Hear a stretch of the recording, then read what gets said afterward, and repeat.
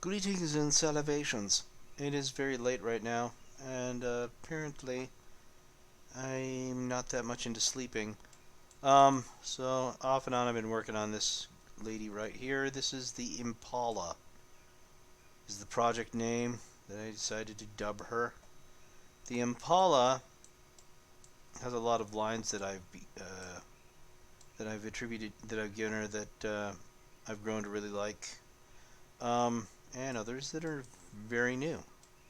Um, if you'll notice, uh, at first glance you might be thinking, "Oh, that's sort of like an Odyssey class," but then you realize, "Oh, it's not a pontoon neck."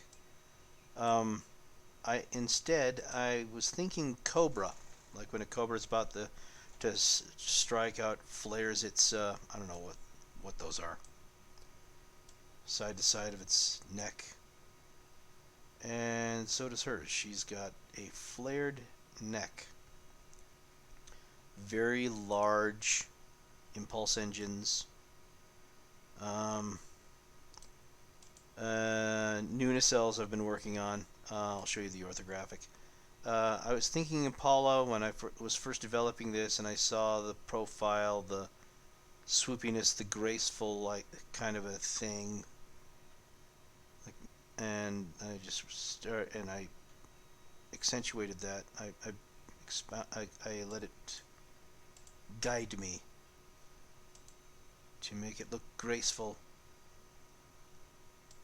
like it bounds through space gracefully, like an Impala at incredible speeds.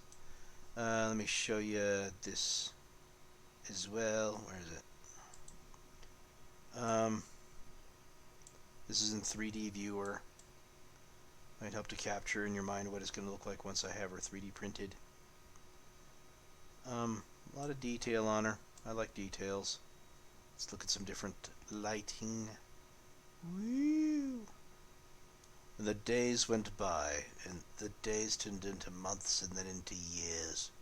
I really don't even know what I'm saying right now. You're gonna have to excuse me, but yeah, the saucer section is definitely inspired a great deal by Odyssey class saucer section, but that's where a lot of the similarities end. Yeah. What do you think of her? Let me know in the comments. The Impala. Okay, bye.